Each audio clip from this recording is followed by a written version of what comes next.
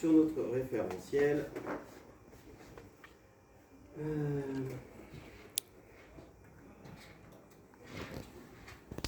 Alors, on retrouve notre...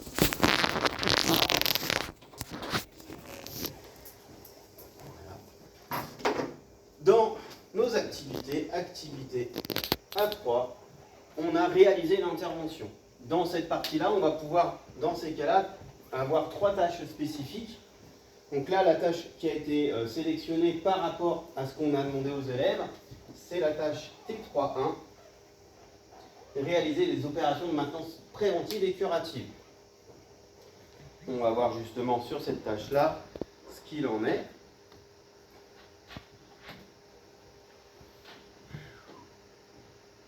Donc, en tâche T3, on va avoir quand même beaucoup d'éléments possibles.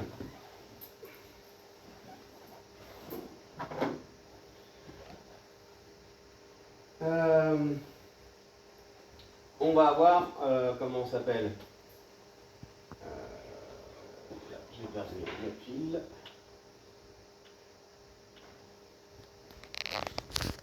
Normalement, c'est réalisé dans l'acte de respect des consignes, des procédures et de la réglementation HSE.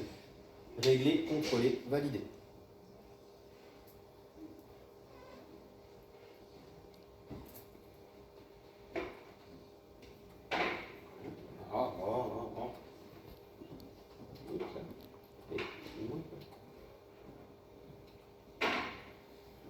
C'est bon, c'est celui-là.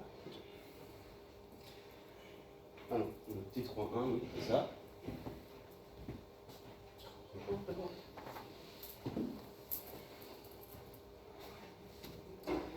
Alors, les attendus et les résultats de la séance.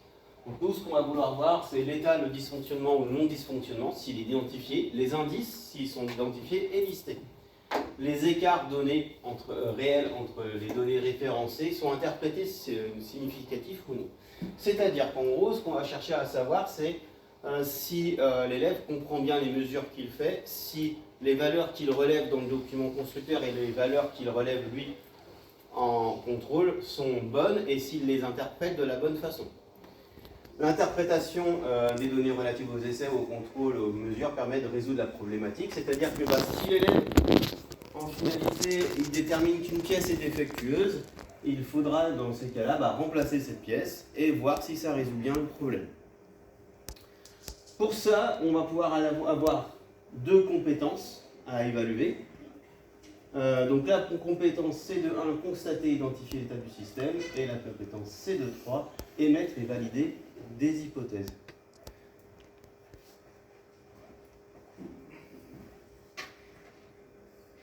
Alors, si je me base sur le référentiel,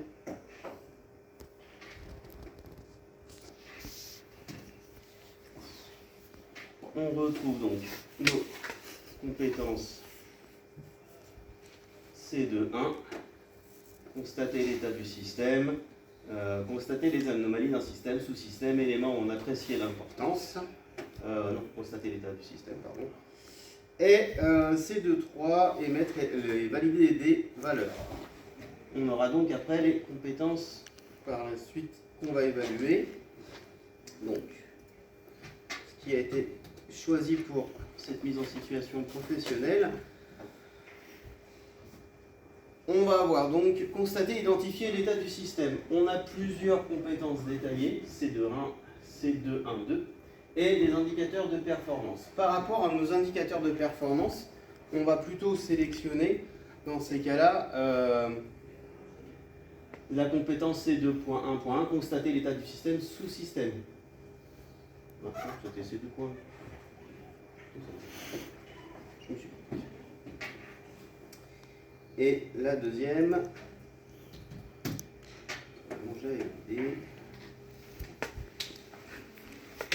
c'était dans les critères, on va avoir l'interprétation des données relatives aux essais, au contrôle, aux mesures, permet de résoudre la problématique de la tâche à réaliser.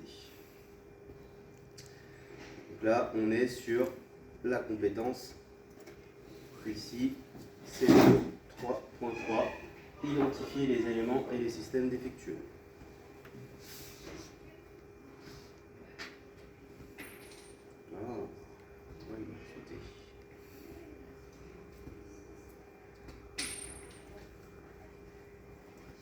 Alors, savoir associer par rapport à nos compétences, dans le référentiel de compétences, on peut voir qu'il y a plusieurs savoirs possibles à associer. Moi, j'ai sélectionné essentiellement le savoir S6, la technique de maintenance.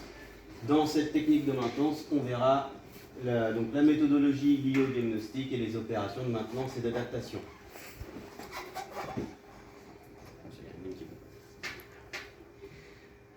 Alors, pour faire voir justement cette notion,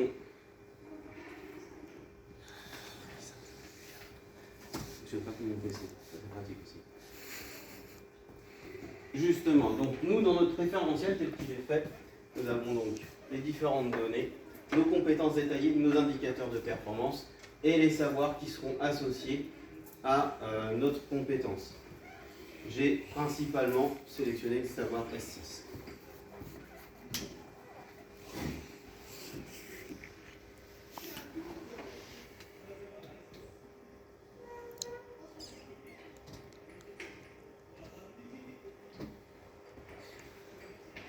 Pour que les élèves puissent faire cette mise en situation professionnelle de la façon la plus adaptée possible, il va falloir qu'ils aient des prérequis.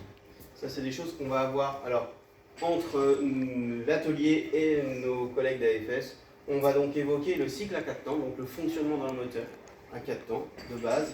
Il va falloir qu'ils apprennent et qu'ils intègrent aussi tout ce qui est élément interne d'un moteur, savoir identifier les pièces, leur nom et leur fonction, et l'utilisation des outils de métrologie. Donc ça, c'est quelque chose qu'on va faire justement en compétences transversales entre nous à l'atelier et nos collègues d'AFS.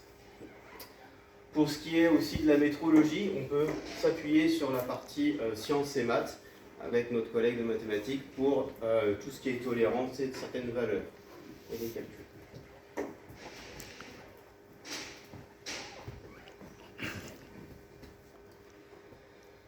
Critères d'évaluation, donc là on est plus, comme on va être sur une mise en situation professionnelle, on est plus sur une évaluation formative via des compétences qu'on a citées, qui seront évaluées au fur et à mesure de la mise en situation.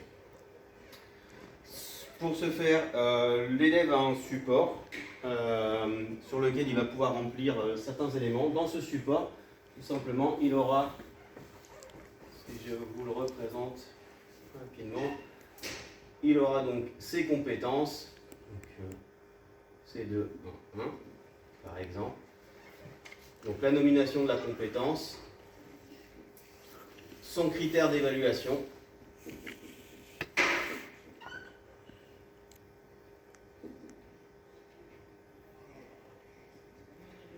qui sera stipulé à ce niveau-là, c'est-à-dire que quand il va faire cette compétence-là, on va lui demander sur quel domaine spécifique il sera évalué, au-delà duquel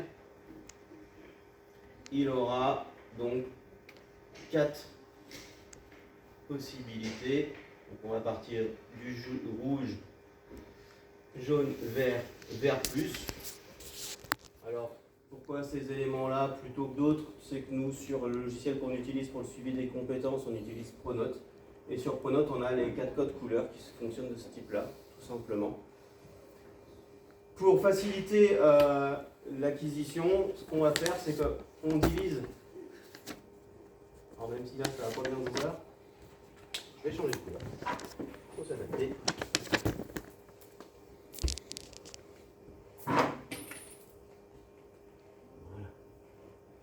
On va diviser nos colonnes en 3, tout simplement. Donc, je ne le représente que sur 2, mais on fera sur toutes les colonnes. Tout simplement parce que le but dans cette mise en situation, c'est que l'élève puisse lui aussi, par rapport à la compétence et ses critères d'évaluation, donner son avis, son ressenti sur la mise en situation et sur la compétence qu'on a voulu évaluer. Donc, la première colonne, ça sera l'auto-évaluation de l'élève. La deuxième colonne, ça sera l'évaluation enseignant. Et la dernière, en fin de compte, ça sera le résultat, en ayant débattu avec l'élève de son ressenti, des critères qui ont été sélectionnés et de ce qui ce qui a pu être validé avec lui. Donc on vous mettra cette partie-là, tout simplement, pour évaluer. Donc, pour rouge, on est en non acquis. Jaune, on est sur un acquis, on va dire, assez faible, partiel, et là, on est sur un bon acquis, voire autonomie.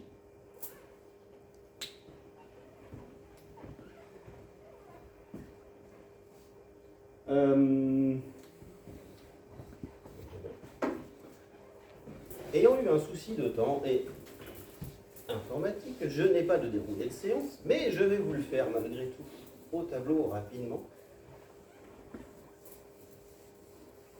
Ce qui est fortement préjudiciable.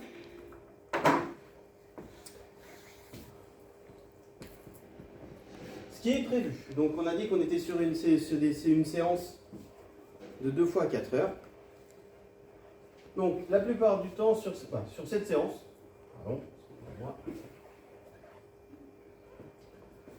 on va avoir dans un premier temps, on va pouvoir jauger la durée des éléments.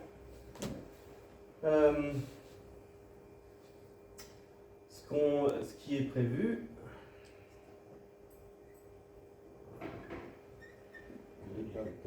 comment ? Ah, trop tard pour moi. Action de l'enseignant. Action des élèves. Matériel nécessaire.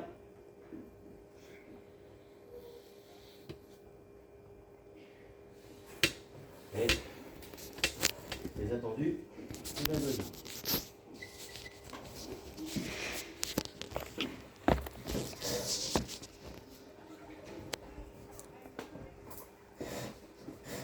Comme toute séance, on va déjà accueillir les élèves et forcément je vais faire la faute comme d'habitude.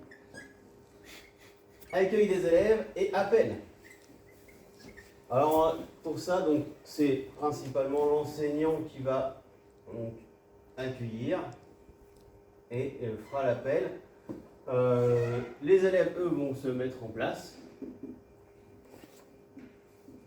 dans la salle. Donc là, ce que j'aurais pu prévoir, c'est lieu.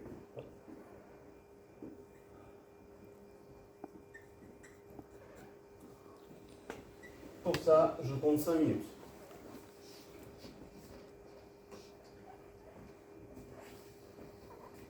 Ensuite, toujours en salle, je vais présenter la séance.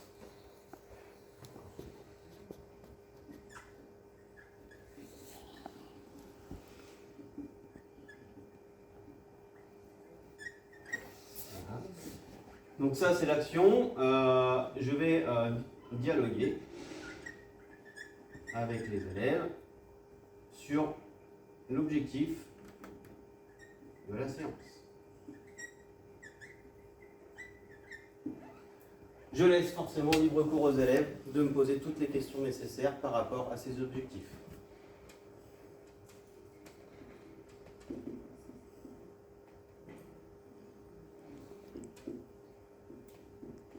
Pour ça, je n'ai pas spécifiquement besoin de matériel.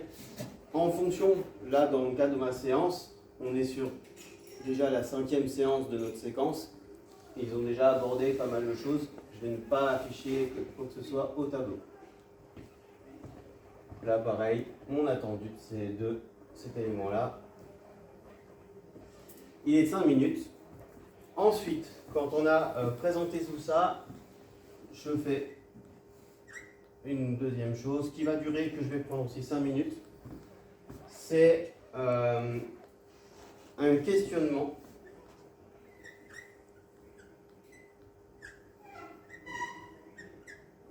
sous forme de quiz.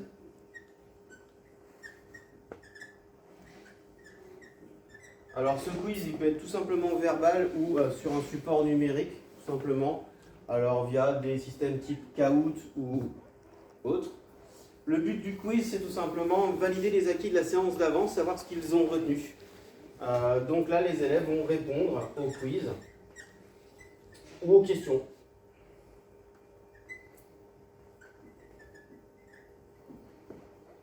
Outil nécessaire, dans ces cas-là, on peut avoir tout simplement dans mon cas, l'usage de mon téléphone portable.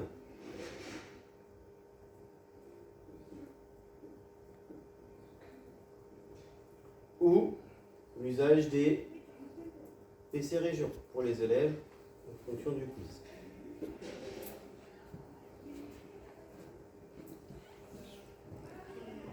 Je sais que je vais faire planter, c'est pas grave. Ensuite, une fois qu'on a répondu au quiz, on va tout simplement se déplacer et on va aller à l'atelier où ils vont se changer.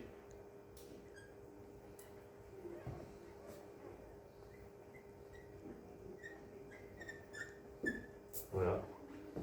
Il n'y a pas d'attendu spécifique et on continue sur toujours en atelier.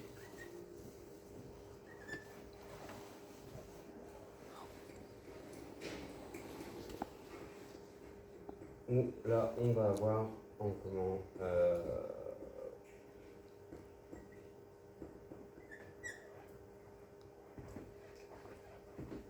notre mise en situation.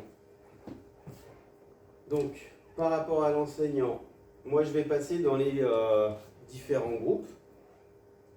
Donc, circule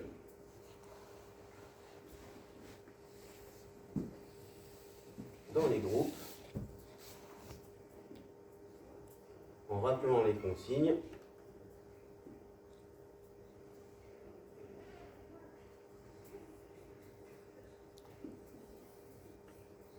Et l'objectif de la journée.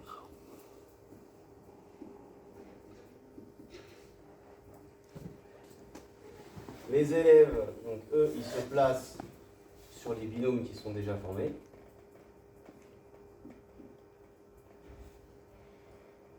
Plus prépare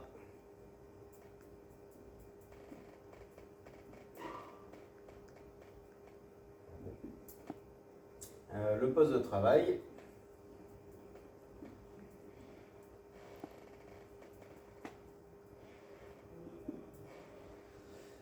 Et outillage.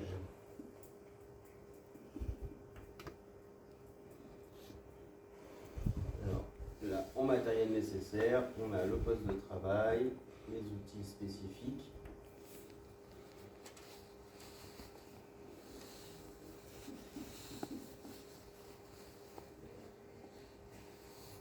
Le moteur, mieux. Et la documentation constructeur.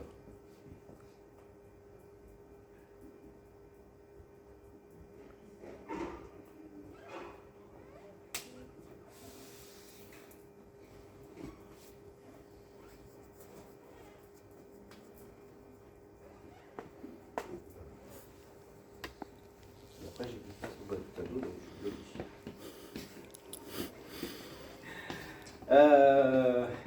Dans l'idée, donc les élèves vont être en autonomie dans leur travail, en autonomie partielle. Moi, je vais circuler dans les groupes de façon à pouvoir apporter mon aide ou tout simplement un aiguillage s'ils se retrouvent bloqués, s'ils ont différentes questions techniques, tout en sachant que je n'hésite pas à les faire référer aux documents constructeurs, dans le sens où il est important pour les élèves d'avoir une autonomie de recherche et apprendre à se servir des différents supports. Pour autant, je ne les laisse pas bloquer, il faudra absolument leur trouver des solutions. Donc je fais évoluer les binômes. Quand ils ont fini donc la tâche du jour, l'activité du jour, on retourne se changer et on fera un bilan ensemble de l'activité qui durera 5 minutes.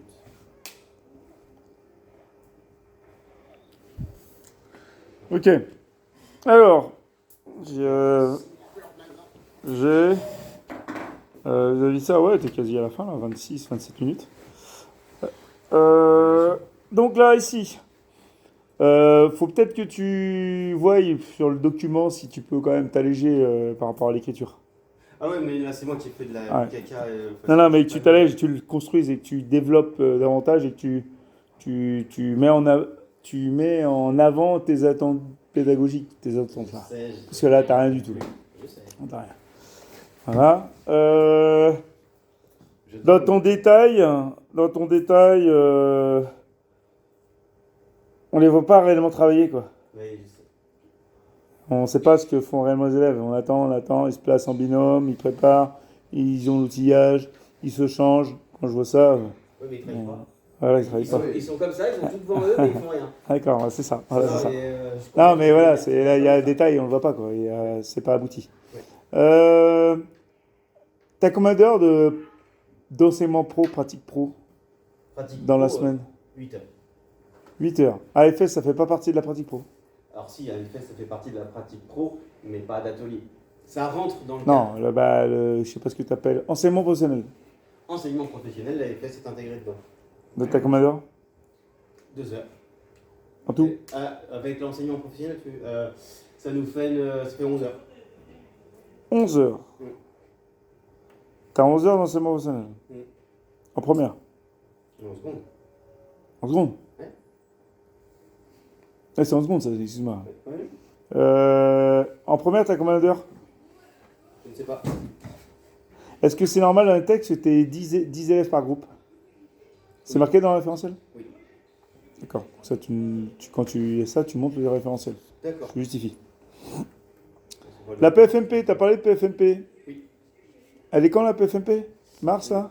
La première, elle est aux alentours des vacances de Noël. Souvent, Ah oui. juste après les vacances de Noël. Et ta séance, c'est? Ma séance, c'est avant les vacances de Noël. Qu'est-ce que tu fais le lien entre les deux? Pourquoi tu mets ça avant les PFMP? Pourquoi je mets ça avant les PFMP? En fin de compte, comme on est sur un déroulé avec 3 enseignants, notre but est que les élèves aient le maximum d'acquis avant de partir en PFMP. On sait très bien qu'il y aura un déroulé qui ne sera pas bon. Non, mais donc là, le but, c'est qu'on ait des élèves qui ont des connaissances en électricité, d'autres en entretien. Le but du jeu, c'est qu'ils, normalement, ils partent avant la PFMP avec le maximum de connaissances sur la partie maintenance préventive. Puisque c'est vraiment le but de la seconde, c'est la maintenance préventive. Le but de la seconde, c'est maintenance préventive. En gros, si tu veux, les attendus de la seconde, c'est la fin de CAP. C'est l'équivalent d'un CAP de deuxième année. Puisque forcément, tu as une passerelle avec la première, et en gros, tu as quasiment les mêmes attendus. Dans le sens où, La première, c'est quel niveau alors? Les premières, c'est quel niveau? Parce que tu dis la seconde, c'est le deuxième niveau, c'est le niveau de CAP. Donc la première, avec les autres premières, c'est quel niveau alors? Au-dessus du CAP, c'est quoi? C'est de la pro. Ah, mais c'était en première, t'es pas en terminale. Rien, oui. Alors, je me suis exprès, peut-être. Comme il y a une passerelle à la fin du CAP, qui permet d'aller jusqu'en première, en seconde, ils voient à peu près le programme d'un CAP en une année. D'accord. Donc là, tu vois que comme ils passent en première, ils ont forcément le niveau CAP quand ils arrivent en première. Quand ils arrivent en première, ça veut dire qu'ils ont le niveau CAP déjà. Ils correspondent à un CAP. Quand ils viennent en première. Donc la seconde englobe les 2 années de CAP. Je sais pas, oui. D'accord. Comment tu fais pour passer une année en 2 ans? Tu condenses. Ouais. Tu condenses, donc tu auras des choses.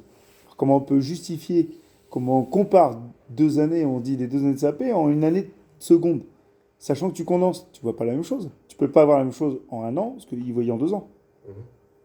Bah, Alors pourquoi on dit que la seconde, c'est... Sauf si les CAP, leur contenu est moins dense. Bah, ils ont un référentiel, ils ont un nombre... Et est-ce qu'alors, en heure d'atelier, ils ont combien, les CAP? Les CAP en heure d'atelier, avec l'AFS, ils ont 9 heures. Ils ont 9 heures. Et en seconde, ils ont 2 heures de plus. Et 2 heures de plus par semaine, ils ont 18 heures de moins, ou un truc comme ça, où ils ont 2 heures d'atelier en moins. Ils ont que 9 heures. Donc c'est-à-dire qu'ils ont combien d'heures d'enseignement général alors? D'atelier, CAP? Les CAP, ils sont à 32 heures au total. Donc tout le reste, c'est l'enseignement général? Ah si. C'est une formation professionnelle, hein, c'est pas une formation générale. Hein. Elle pas en lycée technique général. Donc tu sous-entends que 32 heures d'enseignement global, dont 9 heures de là, ça veut dire qu'ils ont, ils ont 13 heures, ils ont 23 heures d'enseignement général. C'est ça? Elles sont où les 23 heures d'enseignement général? Dans la semaine. Ouais, bah tu me dis, vas-y, fais le calcul. Bah, fais le calcul, j'en sais rien, hein, comme ça. Mais, alors, Bah en maths, ils ont combien d'heures par semaine? bah, en maths et français, tout inclus, quand je fais. Ils tournent en. Allez, maths, ça doit être. Maths et sciences. Parce que, attention, maths et sciences, on va tourner aux alentours de 5-6 heures, si je dis pas de bêtises. Par élève? Ouais. Ah oui? Ouais, bon, on va voir ça. Je vais te mettre l'emploi du temps pour note, tu vas voir. D'accord. 6 heures de maths? Ok. Euh, Avec la science physique, hein. Oui, oui, avec maths et sciences. Non, je savais pas qu'on en faisait des matheux, hein, des physiciens. Vas-y. D'accord. Ah, c'est beau. Non, non. Français, c'est pareil, on tourne entre pas loin de 6 heures. Mhm. Alors, j'ai un club. Bon, 6, 6, 6, 12 par élève. Ouais. Ok. Et Il ensuite, y a 1 heure de PSE. enseignement pro. Un PSE, oui. Même si on Oui, l'extrait, mais ça fait partie de l'enseignement pro. Par l'examen, mais on l'extrait, mais il fait partie de l'enseignement pro. Ouais. Bah, c'est un peu une matière un peu à cheval. Il est intégré dans le. Donc on a maths, français, donc lettres, histoire, physique. Ensuite, il reste quoi? 13 heures, 12 heures. Il reste le PS? Ouais. 1h30, 1 heure, 2 heures, 1h30. Bon, on est proche de 2 heures. 2 heures? Moi, je pense, oui. Donc 13, ça fait 15. Oui. Art appliqué 1 heure. Oui. Anglais 1h30. 16, 17,5. Ensuite, t'as quoi? Tu vas avoir de la paix. Ah, mais c'est pas l'enseignement général, ça. Bah, c'est pour ce qu'il en a, mais c'est des heures ventilées, ça. T'es pas obligé en plus. Ok, ensuite, t'as quoi? T'as la co-intervention en CAP? Ils ont 1h30. 1h30, ouais. Et ça fait partie de quoi, ça? Parce que c'est enseignement pro, c'est ça? Ah, je sais pas, ça fait partie de Oui, quel. parce que t'as le Ah, ça fait les deux, c'est Oui. transversal, donc il y a l'enseignement pro aussi. Là. Donc là, t'as 1h30 en français, 1h30 en maths, t'as fait 3 heures. D'accord? Et t'as quoi d'autre encore? Donc tu globalises ça aussi dans l'enseignement pro, en fait, ça. Tu l'intègres. C'est pas des heures qui sont que enseignement général. Et t'as une autre chose? Chef-d'œuvre. Ah oui, les 3 heures chef-d'œuvre. Pratique pro, ça. Donc ça fait un peu plus que 9 heures. En fait. Ça fait 9 et 3, 12, 12 et 3. 15 réellement si on comprend tout. Quoi. Donc on a ça, ce qui réactualise beaucoup les choses, parce que c'est une partie professionnelle. En CAP, si tu ne mets pas en majorité de la pratique pro, l'enseignement pro, ils se retrouvent au collège. Quoi. C'est ça. Donc là, on ne peut pas différencier. On ne peut pas dire que 2 années de CAP, correspond à une année de bac. Toi, tu as des compétences en bac qui sont différentes. Tu as une analyse dans la compétence, dans la seconde, qui est différente du bac. C'est le bac, on va un peu plus loin dans l'objectif du bac, mais les 2 années de bac pro correspondent à 2 années de CAP, en fait, mais avec des compétences supplémentaires d'analyse et de communication, etc. Mais sinon, quand tu regardes le référentiel, tu mets les deux l'un à côté de l'autre, c'est quasi la même chose. C'est quasi du même chose. Ils préparent, ils organisent, ils réalisent, ils machin, etc. Et quand tu regardes les objectifs, il y a des choses qui changent dans les critères ou dans un, où tu as une compétence ou deux supplémentaires, mais sinon, c'est à peu près la même chose. Quoi. Sauf qu'il n'y a pas les mêmes attendus final au bout. Donc là, la passerelle, bah oui, tu peux le mettre dessus. Donc ça veut dire que là, donc les attentes pédagogiques, c'est là-dessus. Donc là, il faut les mettre en pratique, bien évidemment. Et puis, tu as les questions élèves, tu as le quiz. Donc là, quand tu développes numérique, bah, tu penses bien à utiliser Kahoot, etc. Machin. Donc là, tu as parlé de PC Région. Ouais. Tu as parlé de ou Kahoot ou Plickers. Voilà. Je pas dit Plickers. J'arrive pas à le retenir. J'ai fortement sous-entendu, mais je ne l'ai pas dit verbalement. Donc c'est ça. Il vous expliquer le principe, vous allez le montrer. Hein. Donc c'est un truc en ligne, et puis quand vous mettez les QR codes, chacun ses nominatifs, ils mettent la réponse, ils voient la question au tableau, et eux ils mettent. c'est marqué un choix multiple, A, B, C, D. Il lève le truc et puis il y a A, il peut vous un résultat, vous savez ce qu'il y en est. Là, et puis qu'est-ce qu'il y a d'autre encore? Donc quand tu reviens de le truc d'avant, alors formative, formatrice.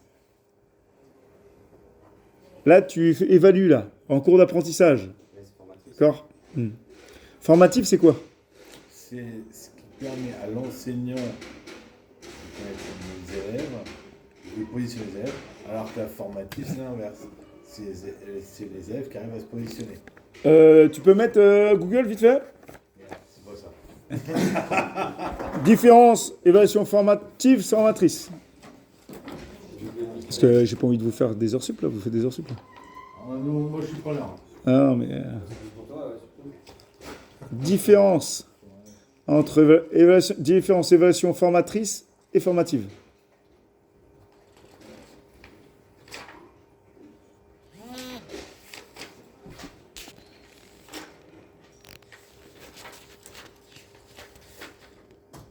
Hop, qu'est-ce qu'il dit?